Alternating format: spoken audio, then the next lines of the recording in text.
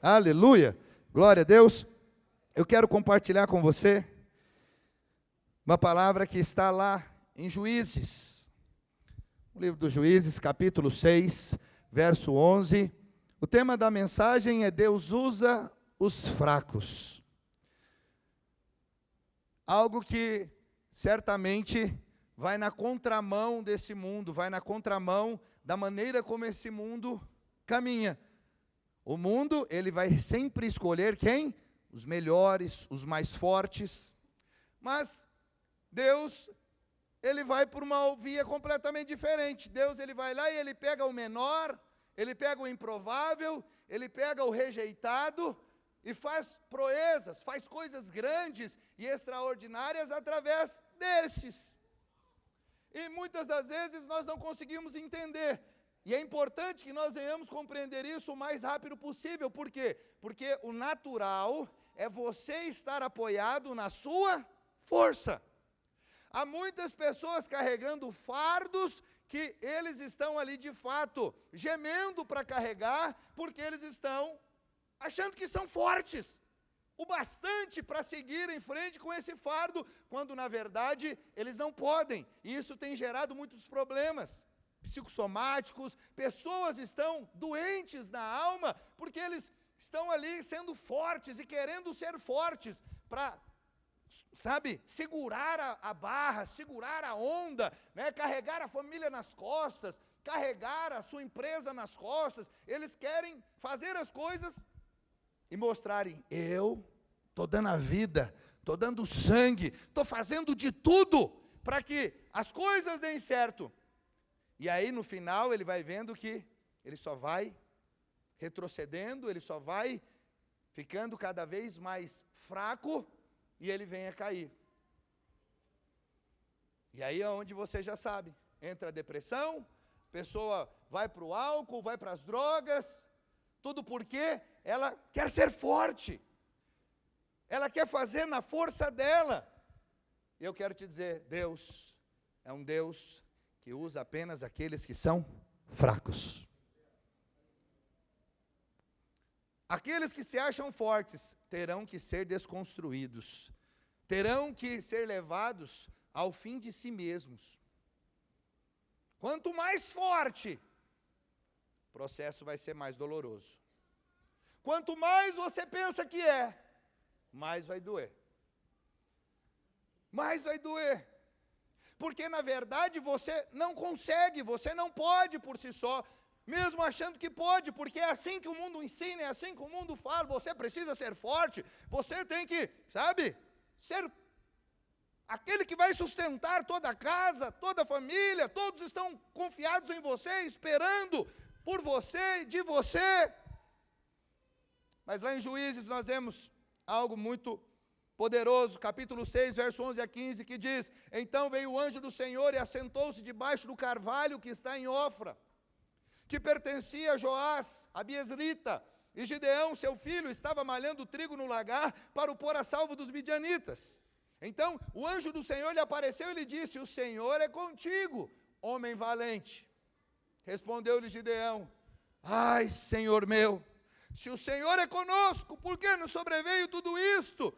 E que é feito de todas as suas maravilhas que nossos pais nos contaram, dizendo: não nos fez o Senhor subir do Egito? Porém agora o Senhor nos desamparou e nos entregou nas mãos dos midianitas. Então se virou o Senhor para ele e disse: vai nessa tua força e livre Israel da mão dos midianitas. Porventura não te enviei eu? E ele lhe disse: ai, Senhor meu, com que livrarei Israel? Eis que a minha família é a mais pobre em Manassés, e eu o menor na casa de meu pai. Feche os seus olhos, curve a sua cabeça. Pai, eu oro a Deus nessa noite, para que a luz do Senhor, ó Deus, venha sobre cada coração. Ó Deus, ilumina a mente dos meus irmãos. Ó Pai, que cada um possa compreender essa mensagem, essa verdade poderosa da Tua palavra, e que possamos, ó Deus, crescer ainda mais em Ti. Possamos, ó Deus, entender, ó Pai, o que o Senhor, ó Pai, quer falar aqui com essa porção da tua palavra. Ó Deus, fortalece cada um dos meus irmãos com esta palavra. Aquele que está abatido, levanta-o, Senhor. Aquele que está desanimado, Senhor, enche o seu coração com a tua alegria nessa noite. Aquele que está se sentindo sujo, que ele possa perceber que a tua palavra é água e ela lava. Possa, ó Deus, receber, ó Deus, essa lavagem pela água, em nome de Jesus. Aquele, ó Deus, que ainda não foi salvo, ó Deus, que possa reconhecer que pelo teu sangue, Senhor Jesus, a salvação, ó Deus, ela é garantida, que pelo teu sacrifício, essa salvação, ó Deus, é nos dada gratuitamente, só precisamos crer. Pai, leva cativo cada mente aqui a obediência do Senhor Jesus, que não haja distração, toda distração seja quebrado, cancelado, toda obra maligna para roubar essa semente, ó Deus, que será liberada, ó Deus, será lançada em cada coração. Nós ordenamos, todo mal saia, toda distração saia, que somente o teu Santo Espírito tenha liberdade para agir e fluir no nosso meio, e que haja revelação em cada coração. Essa é a minha oração, em nome de Jesus, e quem crê e concorda, diga amém. Amém, aleluia. Meu irmão, imagine-se ali num campo de batalha, e ao seu redor um exército bem armado, treinado, se preparando para a luta. E você então ouve o som das espadas, escudos ali, sabe, ecoando, som de espadas e escudo ecoando pelo campo. E tudo que você sente é medo, porque você não se considera forte, muito menos corajoso. Agora imagine em meio a essa cena, Deus olha para você e diz: eu vou te usar para libertar o meu povo. Imagine isso. Faz sentido? Faz algum sentido? Você está com medo, assustado, tem um exército treinado, se preparando, espadas, barulho, som de espadas, escudo, ecoando ali, você amedrontado, morrendo de medo. Mas de repente Deus olha para você e fala: eu vou te usar, Luan, para libertar o meu povo desse exército, desse inimigo. Veja, não faz sentido. Por quê? Parece improvável. Como assim? Tantos homens, tantas pessoas corajosas, valentes. O Senhor olha justamente para aquele que está com medo, aquele que está tremendo, que está com seus joelhos trôpegos, que está ali olhando para aquela situação e falando: Senhor, pelo amor de Deus, misericórdia. Ele está se escondendo. Foi exatamente isso que aconteceu aqui. Todo esse cenário. E Deus olha para um cara se escondendo, chamado Gideão, e fala: Gideão, eu vou usar você para libertar o meu povo. Certamente Gideão deve ter olhado, deve ter outro Gideão por aqui. Não pode ser eu, não faz sentido.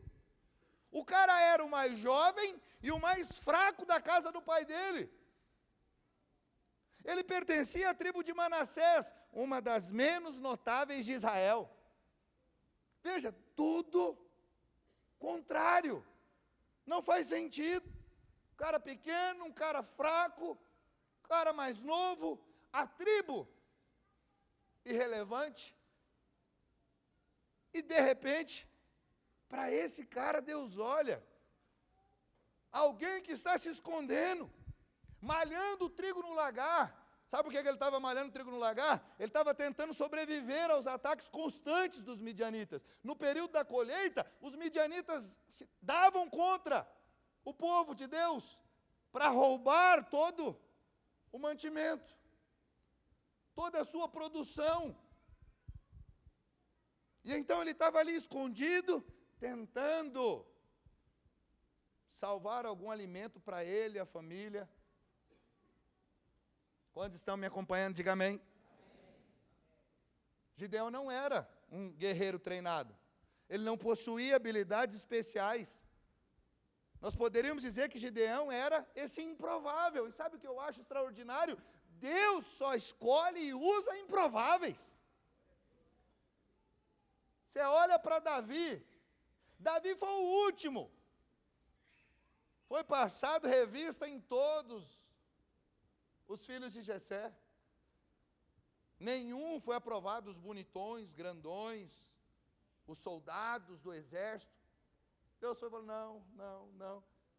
O profeta falou, acabaram-se os mancebos, acabaram, não tem mais filho, acabou? Não, tem um, mas esse aqui a gente nem contava. Está lá cuidando do rebanho do seu pai, pastorzinho de ovelha, molecotão, provavelmente devia ter seus 14, 15 anos de idade, jovenzinho. Não faz sentido. Soldados na família, mas Deus, Ele olha para quem? Para o menor. Sempre aquele que é improvável.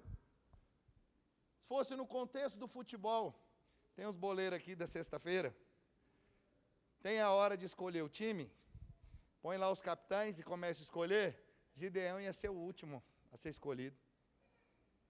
Quem é boleiro sabe, ser o último a ser escolhido é vergonhoso, porque é o perna de pau. É ou não é? É o perna de pau. O primeiro que é escolhido é por que é o primeiro? É o craque, é o Ronaldinho, é o R10, o R9. Esse cara aí tem que estar no meu time. Mas aquele último é o que sobrou. Fazer o quê? Joga ele aqui.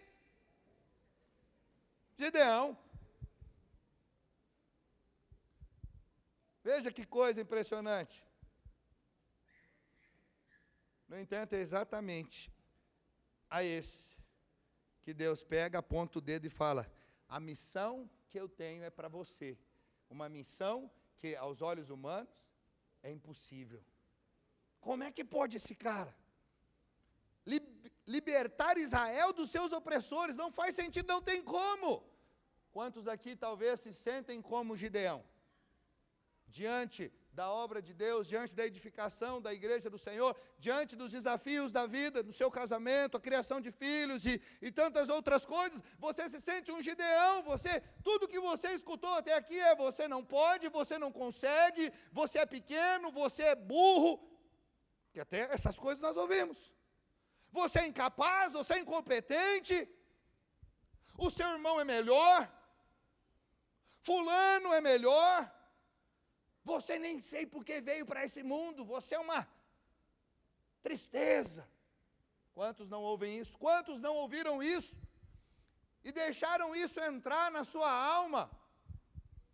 E aí por conta disso vivem, sabe, com esse complexo de inferioridade, vivem com uma conversinha de autocomiseração, estão sempre ali se esquivando de tudo, porque eu não posso, eu não consigo, eu sou muito pequeno. Ô meu irmão, quero te dizer, Deus Ele usa, esse pequeno. Deus Ele usa os fracos, e nós precisamos aprender aqui com essa história de Gideão. E a primeira coisa que nós aprendemos aqui com a história de Gideão é que a vitória com Deus é dos que não são. Deus pega aquele que não é para envergonhar aquele que é.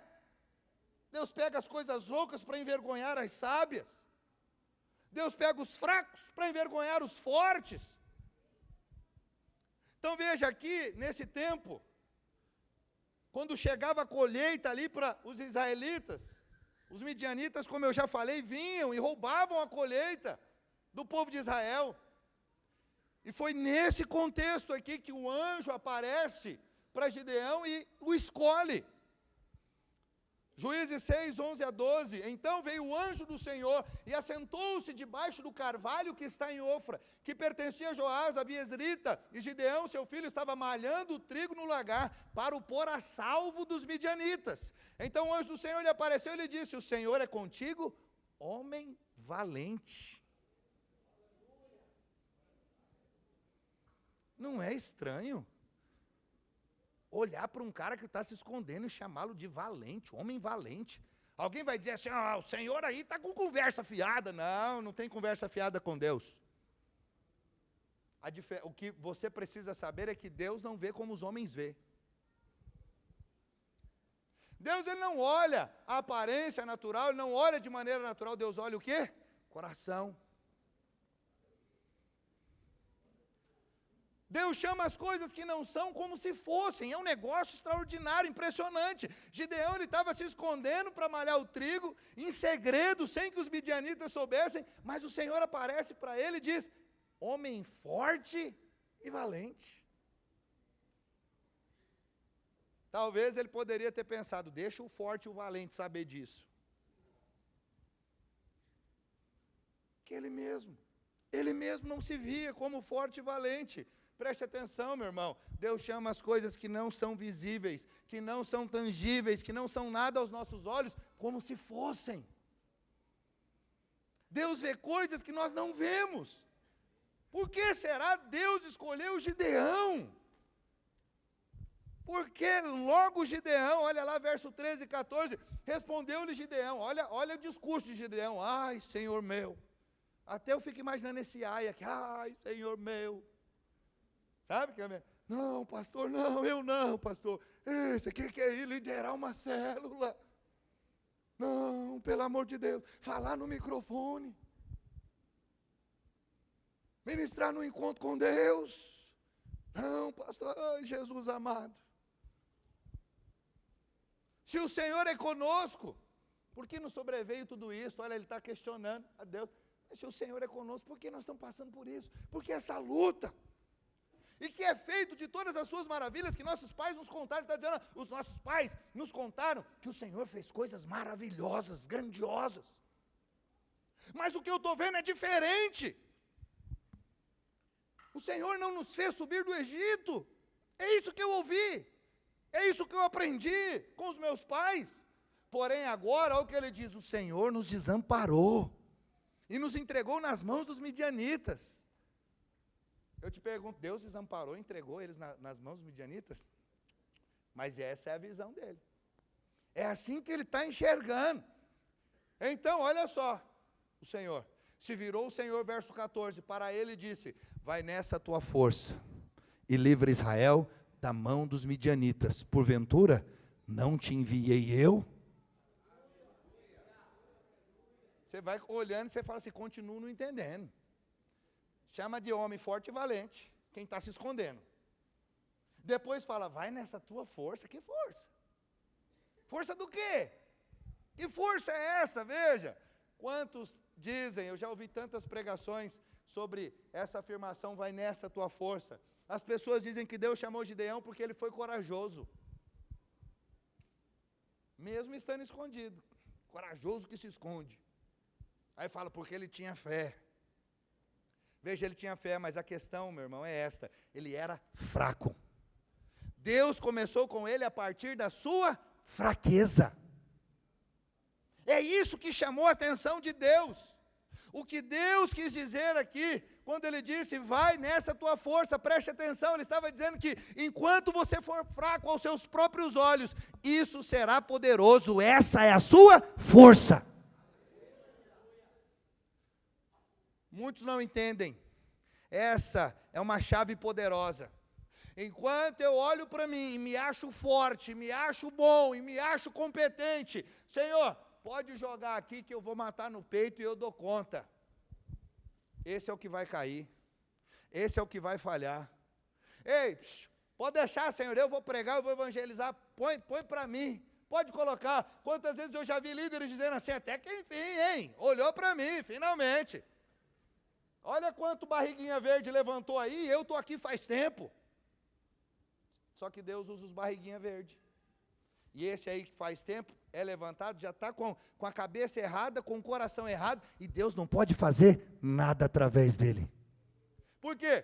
Porque Deus não divide a glória dele com ninguém. Se não for pelo braço poderoso dele, se não for pelo Espírito, ele não aceita.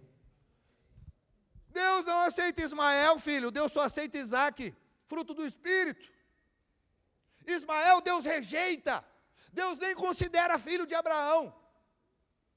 Pega esse seu único filho, não foi isso que Deus falou para Abraão? Como assim único, se ele tinha Ismael? Mas ele chama Isaque de único, sabe por quê? Porque o filho da carne ele não reconhece, aquele que foi gerado na força do braço, ele não reconhece. Para ele o único filho era Isaque, era o filho da promessa. Abraão tentou ajudar, foi lá e deitou com Agar, foi lá e fez o filho na força dele. Aqui ainda tem testosterona. Eu ainda posso. Ainda eu sou fértil. Sara é infértil, eu sou de idade, mas ainda tem como, Deus. Eu vou ajudar, vou dar uma força para essa promessa se cumprir. 13 anos Deus fica sem falar com ele, só porque ele se apoia no braço dele. Veja, nós temos lições e mais lições da palavra de Deus mostrando. Aquele que aos próprios olhos entende que é fraco, Deus manifesta o poder dele. E aí você começa a entender e começa a fazer sentido para você, que o poder de Deus se aperfeiçoa na sua fraqueza. Quando você aos próprios olhos reconhece, eu não sou, eu não posso, eu não consigo, mas o Senhor é poderoso. A tua unção sobre mim, o Espírito que o Senhor me deu, que habita em mim, que habita no meu Espírito, me capacita para fazer obras grandiosas, as quais eu jamais poderia fazer na força do meu braço.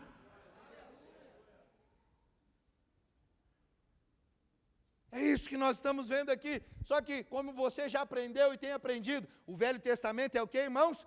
Sombra do Novo Testamento. O Velho Testamento contém as verdades do Novo Testamento em forma de sementes. Aqui nós temos sementes, você vai ver Cristo aqui. Você verá Cristo aqui, como eu já te falei, você vê Cristo em todo o Velho Testamento. Em todo o Velho Testamento você vai ver Jesus. E é assim que você tem que ler o Velho Testamento, olhando e achando, encontrando Cristo. Cristo é a chave. Os irmãos estão conseguindo me acompanhar? Sabe, meu irmão, saber que você é fraco, acredite, essa é a sua força. Nunca perca consciência da sua fraqueza. Gideão disse que era da menor tribo de Israel, e dentro da tribo era da menor família, e na casa do seu pai ele era o menor, tudo ó, pequenininho, diminutivo, ó, só, ó aqui embaixo. E esse tem que ser o meu e o seu lugar. A graça só alcança quem se coloca embaixo. Aquele que fica em cima, a cachoeira da graça não pode pegar. Só pega aquele que está aqui embaixo e reconhece, eu sou fraco e o teu poder se aperfeiçoa na minha fraqueza. Quando eu reconheço que eu não sou, que eu não posso, o Senhor é. Ele é o eu sou. Nós não somos nada. Se não for por Ele, nós estamos perdidos. Nós só estamos aqui por causa dEle. Ele é a razão, o motivo de estarmos aqui. Oh, irmãos, quantas vezes pensamos que a nossa força vem das nossas habilidades. Eu tenho certeza, está cheio de pessoas espalhadas por esse mundo afora. Às vezes tem pessoas aqui que acham que a força dele vem das suas habilidades, do seu estudo, do seu canudo, do seu diploma. E ele se apoia nisso. Mas você precisa entender o mais rápido possível. A sua força flui exatamente da sua fraqueza. É quando você entende, Senhor, eu preciso de Ti.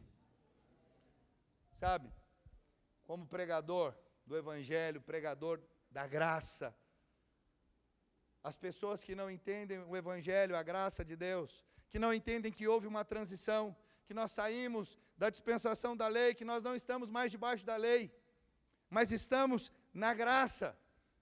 As pessoas não entendem que a lei, ela é perfeita, ela é boa, ela é de Deus, mas nenhum homem pode cumpri-la, nenhum homem pode estar ali de fato, pode ser abençoado pela lei, porque todos vão falhar no que diz respeito à lei.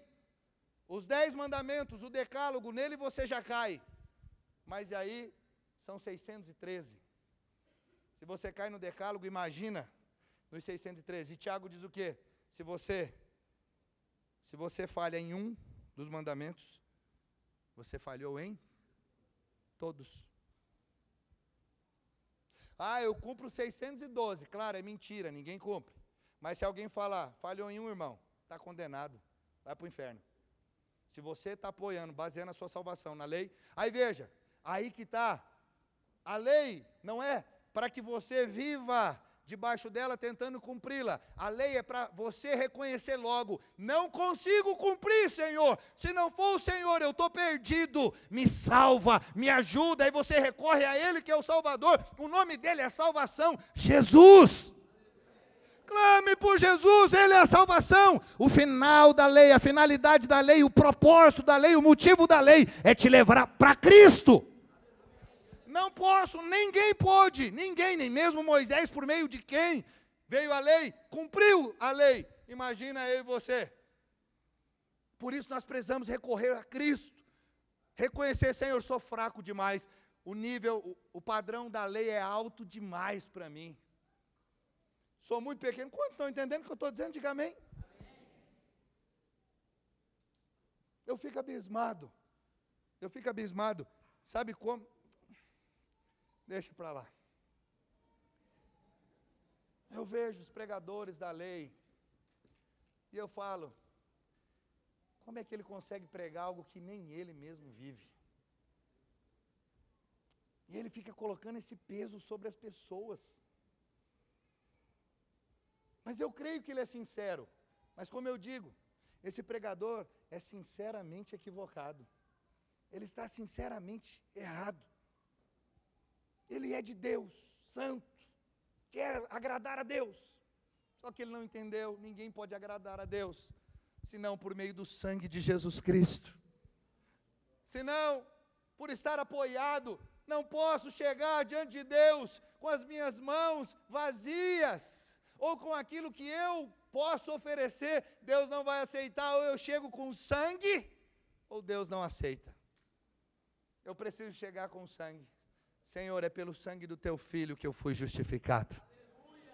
A justificação só se dá por meio do sangue de Cristo Jesus.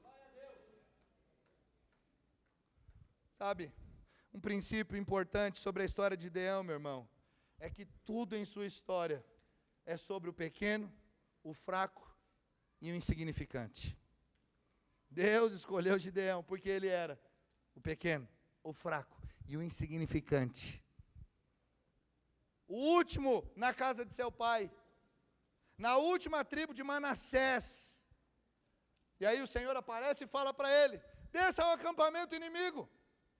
E Gideão então, ele leva consigo um de seus servos, e ele ouve um guarda midianita dizer a outro, olha lá, verso 13, Juízes 7:13, chegando, pois, Gideão, eis que certo homem estava contando um sonho ao seu companheiro e disse, vou te mostrar Jesus, tive um sonho, eis que um pão de cevada rodava contra o arraial dos midianitas, e deu de encontro à tenda do comandante, de maneira que esta caiu, e se virou de cima para baixo, e ficou assim estendida, aleluia. O versículo anterior nos diz que os inimigos eram como gafanhotos em multidão, e eram seus camelos em multidão inumerável, como a areia que há na praia do mar. Escute, os inimigos eram numerosíssimos. No entanto, olha o que o sonho estava mostrando, um pão redondo de cevada destruiu o acampamento desses inimigos numerosos. Não é fascinante? A Bíblia não é fascinante? Quem não lê a Bíblia com abordagem, com enfoque correto, quem não consegue ver Cristo, enxergar Cristo, ele lê e vê apenas uma história impressionante. Uau, que história, quantos soldados, que batalha. Imagina esse filme, parece o Coração Valente. E ele fica imaginando aquela coisa toda, e ele fica fascinado, pela guerra, sabe, todo o contexto, a história. Mas ele passa por esse pão de cevada aqui, despercebido. Pão de cevada. O que é pão de cevada? O que o Senhor Jesus disse? Eu sou o pão da vida. Ele é o pão que desceu do céu. O que mais ele disse? Quem de mim se alimenta, por mim viverá. E tantas outras menções a respeito desse pão, preste atenção. O pão de cevada era o pão dos pobres. O Senhor, ele nasceu em Belém, significa casa do pão. Quem é esse pão de cevada aqui que destrói os inimigos aqui? Jesus, querido.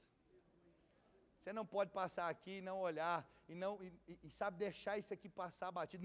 Não, um pão de cevada destruiu. Cristo, Jesus é o pão de cevada. Sabe para quem Jesus veio? Ele veio para todos, mas só os pobres o reconhecem, aqueles que falam, eu sou pobre, se o Senhor não me der de comer, eu vou passar fome, eu vou morrer.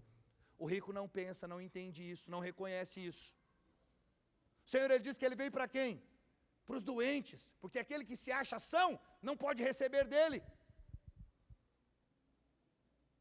O Senhor veio para aquele que reconhece, eu não sou nada, eu não sou ninguém, se não for o Senhor, eu estou perdido, eu preciso da tua salvação, eu preciso da tua provisão, tu és o pão que me alimenta. Ele é o maná, ele era aquele alimento diário do povo de Israel no deserto.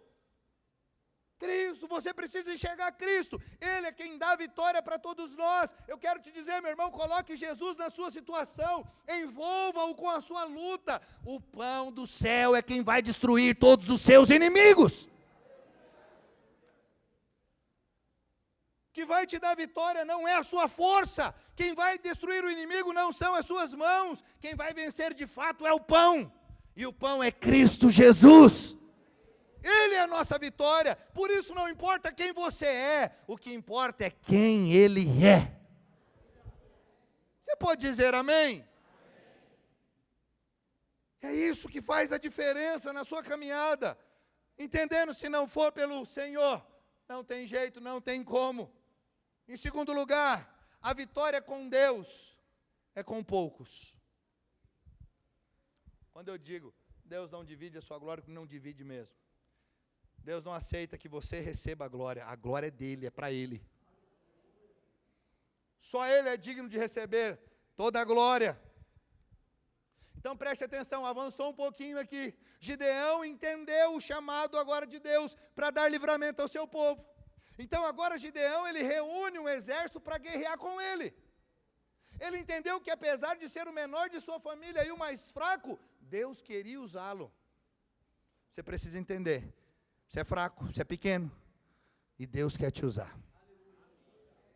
Não importa quem você é, importa quem Ele é.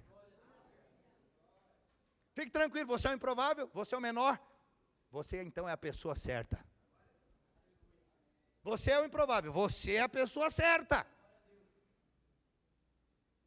Então aqui agora Gideão começa, pessoal, vocês estão prontos para ir comigo? Venha o máximo de pessoas possível, vamos para a batalha, vamos para a peleja. Sabe quantas pessoas se uniu a Gideão? 32.000 pessoas. 32.000. Gideão se apresenta com um exército de 32.000 pessoas.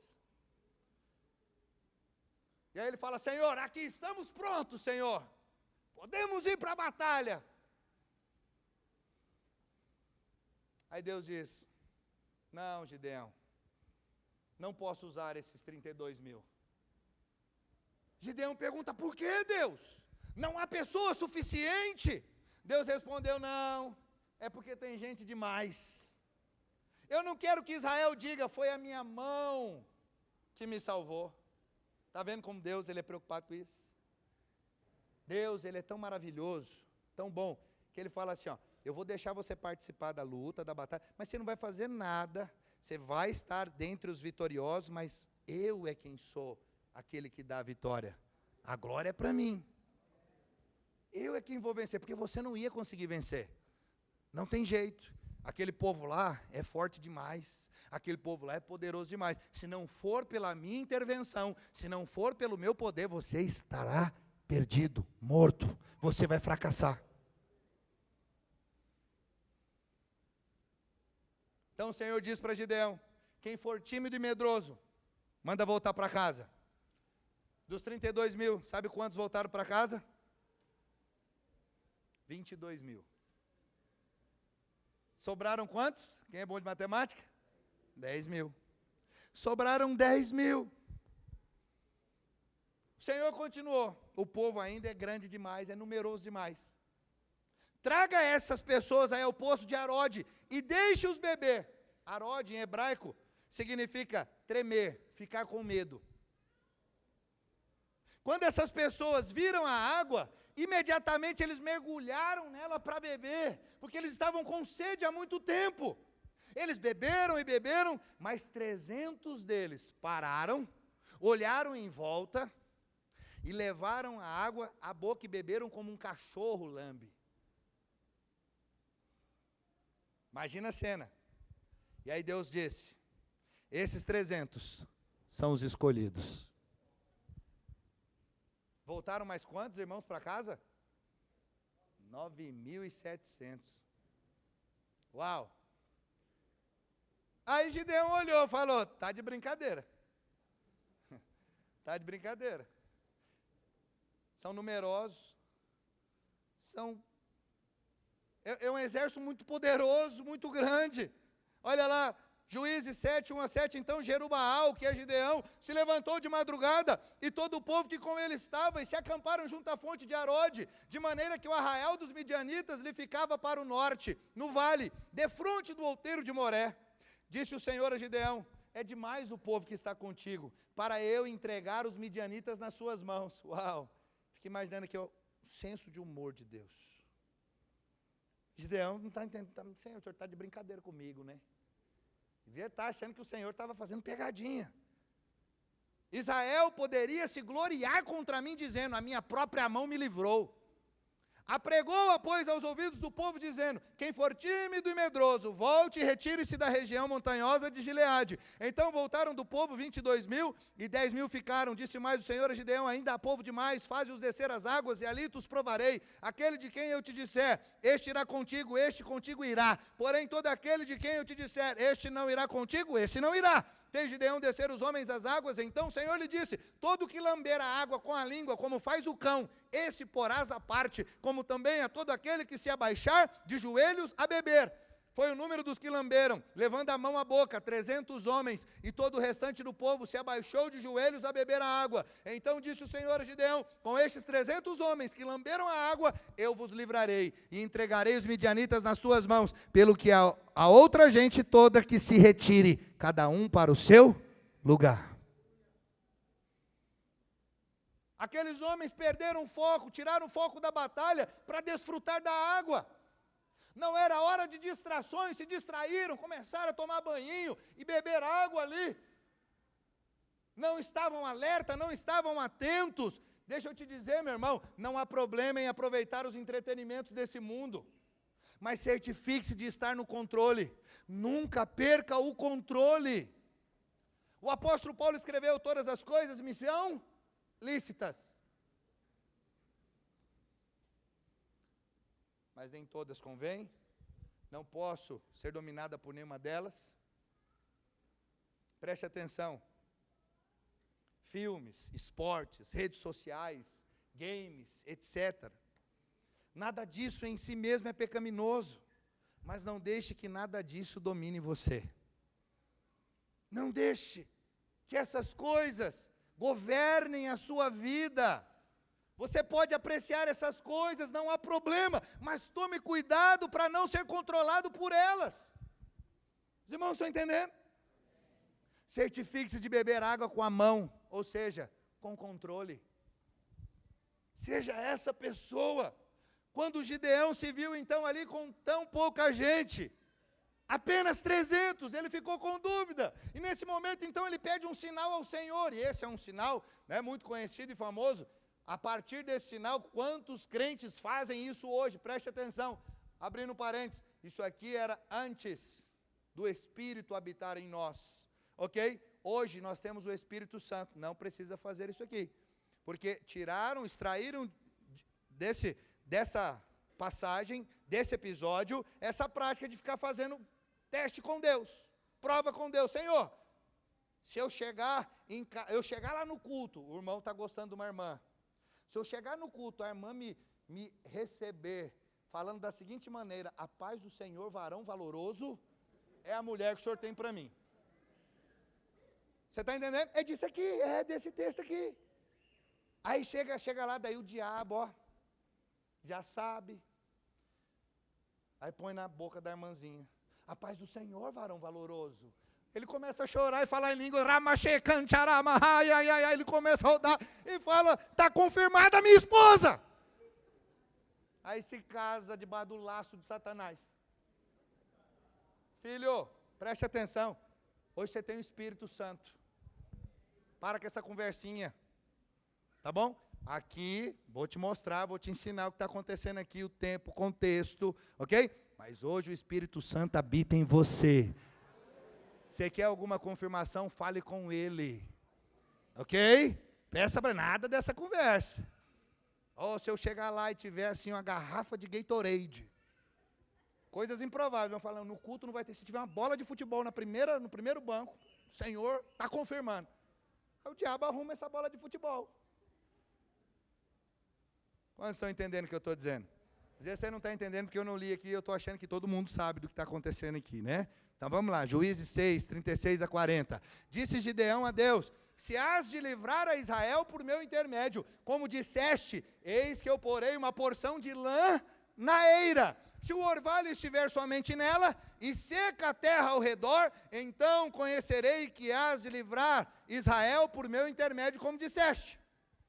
Então qual que é aqui o teste?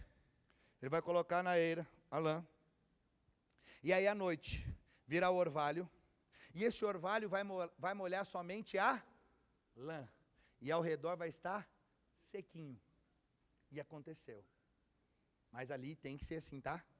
Fica tudo certo. Eu vou te mostrar algo aqui. De novo eu vou te mostrar Jesus aqui. Ok? Você vai ver Jesus de novo aqui. E assim sucedeu, porque ao outro dia se levantou de madrugada e apertando a lã do orvalho dela, espremeu uma taça cheia de água.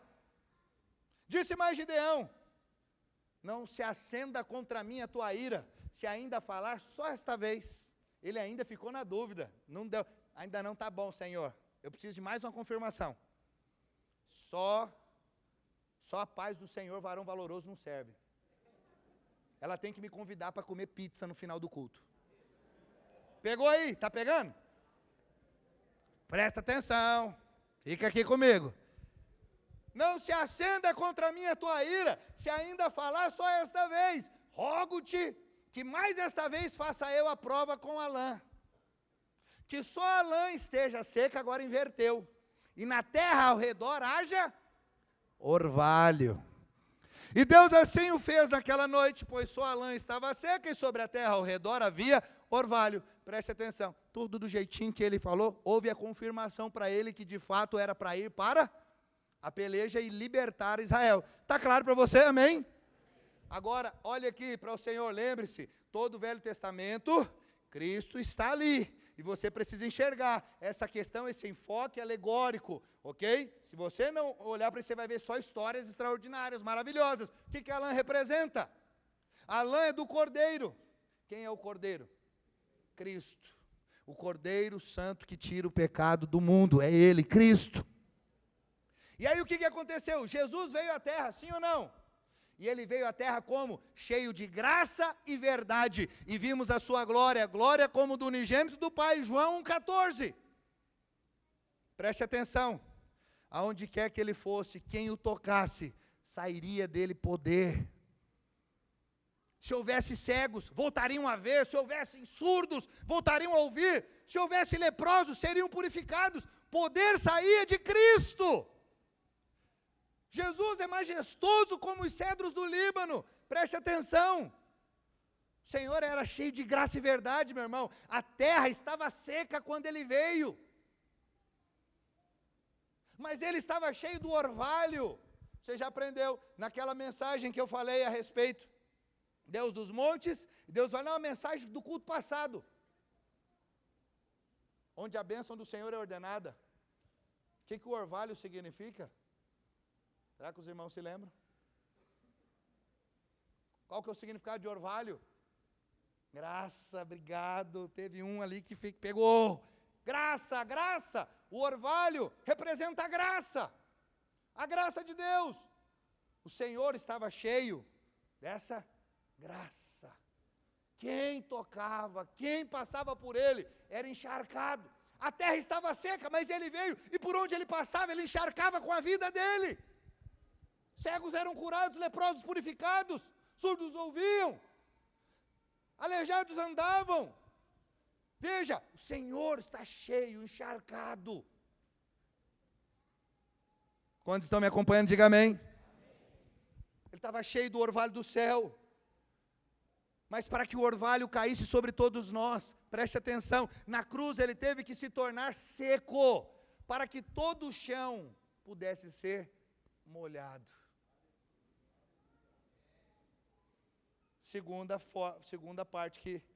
Segundo teste que Gideão pede.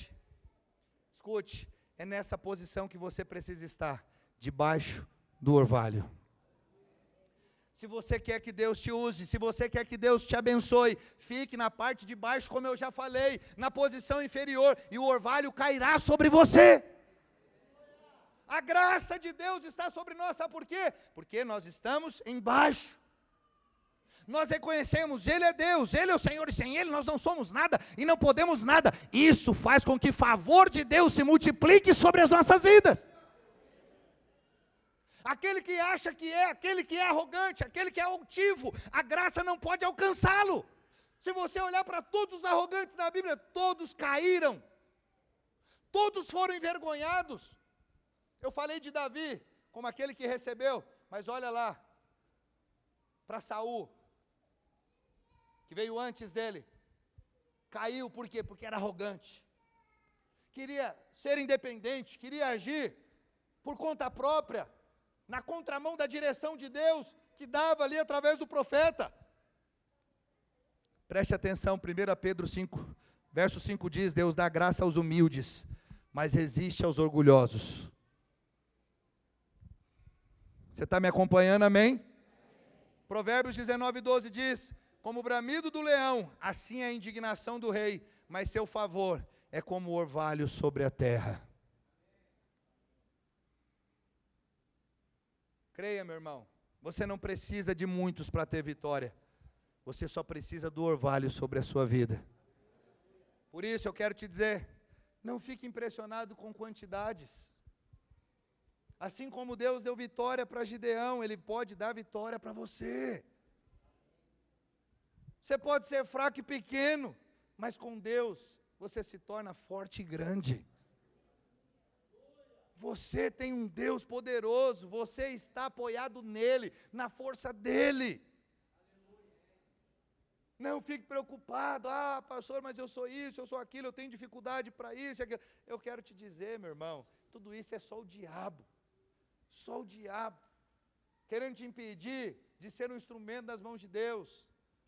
O diabo está querendo trazer uma imagem de Deus completamente diferente da que de fato é. Não, Deus só escolhe os fortes, Deus só escolhe os capacitados, os melhores, os bons, preste atenção. Deus, Ele escolhe os fracos.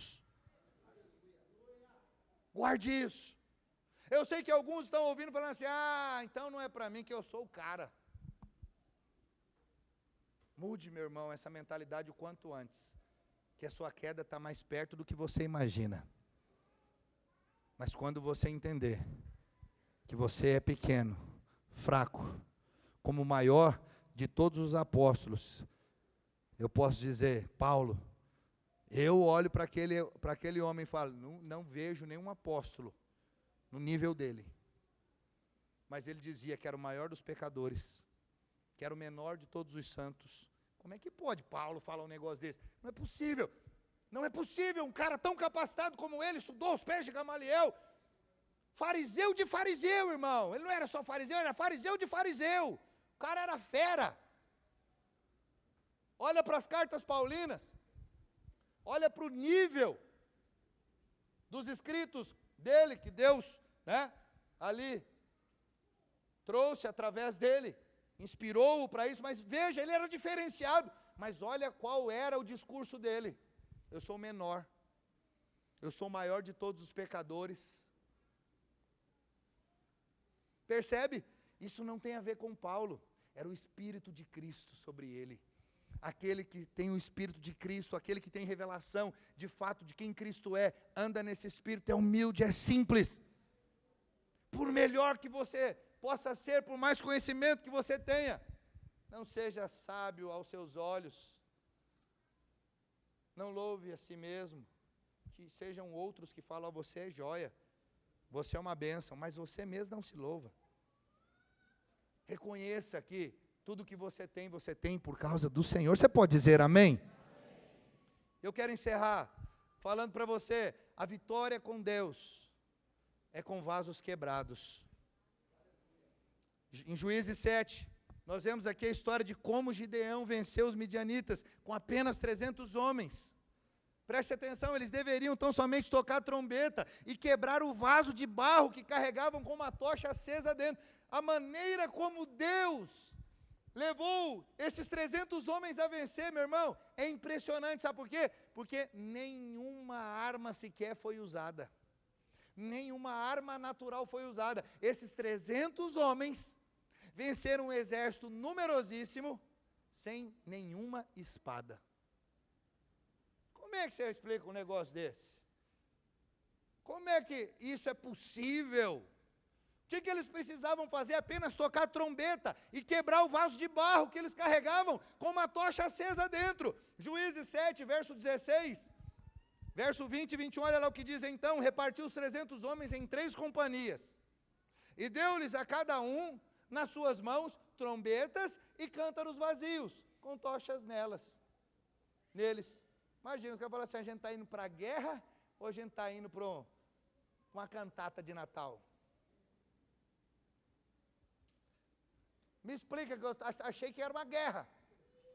Achei que a gente ia pelejar, batalhar. E o texto segue. Verso 20, assim, tocaram as 3 companhias as trombetas e despedaçaram os cântaros, e seguravam na mão esquerda as tochas e na mão direita as trombetas que tocavam, e exclamaram: espada pelo Senhor e por Gideão. Preste atenção nisso, olha essa expressão, espada pelo Senhor e por... Que espada? Vamos lá, verso 21. E permaneceu cada um no seu lugar ao redor do arraial, que todo deitou a correr, e a gritar, e a fugir. Preste atenção. Você sabe o que os homens de Gideão gritaram aqui quando quebraram os cântaros? Espada pelo Senhor e por Gideão. Mas eu te pergunto, aonde estava a espada? Onde estava a espada? Não tem espada. Natural não. Não dava para ver. Porém, era a espada mais poderosa. Era a espada do Senhor. A espada do Senhor aqui que derrotou o inimigo. Sabe como eles venceram aqui a batalha? Cada homem segurava um vaso de barro com uma tocha dentro e uma trombeta. Não há armas. Nenhum dos 300 aqui tinha arma. Eles tocaram a trombeta. Sabe o que isso significa? Eles proclamaram a palavra. Tocar a trombeta na palavra é proclamar, é uma proclamação. Aqui no caso eles estão proclamando a palavra. Preste atenção, ao pregar a palavra de Deus, ao pregar a morte de Jesus, o Cordeiro, nosso vaso de barro se quebra e nós somos humilhados, para que a luz brilhe e traga vitória a todo o povo de Deus. Essa é a verdade, parece paradoxal, meu irmão, mas há poder dentro ali de vasos frágeis, vasos de barro. Você e eu somos vasos de barro frágeis, e Deus escolheu esses vasos frágeis para derrotar o inimigo. É um negócio que você fala assim, não faz sentido, justo, não faz mesmo. Vai contra a lógica humana, natural. Por quê? Porque Deus, Ele não age como os homens, Ele não vê como os homens. Deus é Deus, Ele faz todas as coisas pelo seu poder. E tudo isso você só pode experimentar e viver andando no Espírito, crendo no poder do Senhor. Não naquilo que você tem, naquilo que é natural, naquilo que é material. Entenda, todos nós somos como esse vaso de barro. E dentro de nós, meu irmão, resplandece a luz de Cristo, é essa tocha. É a luz de Cristo. Então, quando esse vaso é quebrado, o que acontece? A glória do Senhor se manifesta. Isso não é fascinante? Quando o vaso é quebrado, a trombeta, o chofar, ele precisa ser tocado. O que é a trombeta?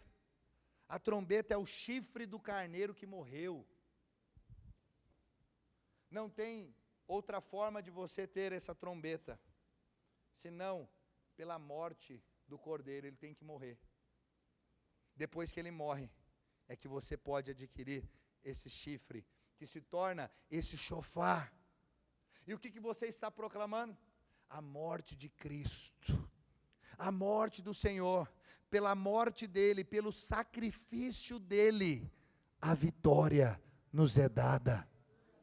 Não tem nada a ver comigo, não tem nada a ver com você, não tem nada a ver com as nossas habilidades, não tem a ver com quanto de dinheiro você tem.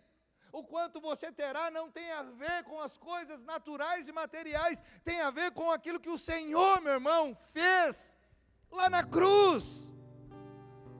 O inimigo é derrotado por causa do sacrifício de Jesus.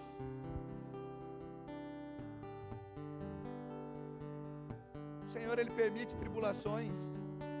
Quantos aqui estão passando por tribulações, perseguições? Sabe por que isso? É para que esse vaso de barro seja quebrado, para que haja esse quebrantamento, porque quando há esse quebrantamento, nós proclamamos a morte do Cordeiro, do Carneiro, pelo toque da trombeta.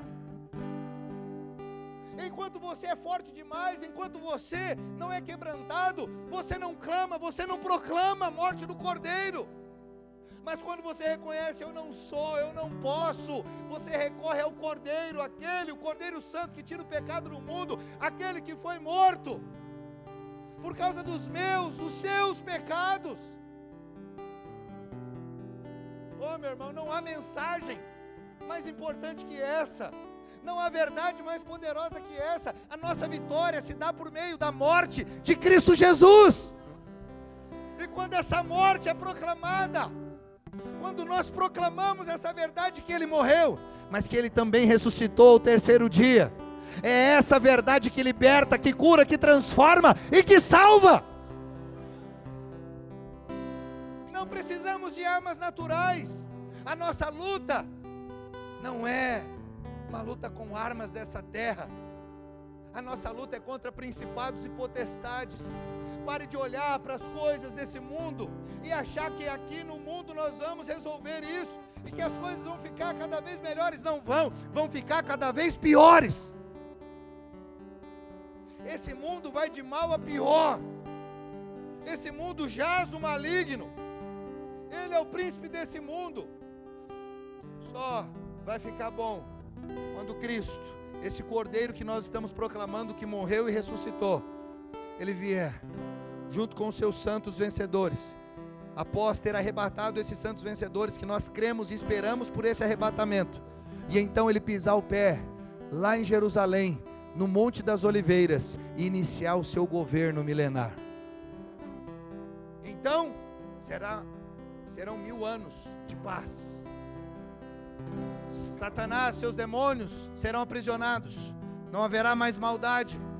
Mas até que isso aconteça, preste atenção, o mundo vai de mal a pior. Ah, pastor, Donald Trump ganhou, agora eu tenho esperança. Ah, querido, não seja tolo. Ah, agora a direita venceu, vamos ter um mundo melhor, não seja tolo. Pare de se apoiar na política.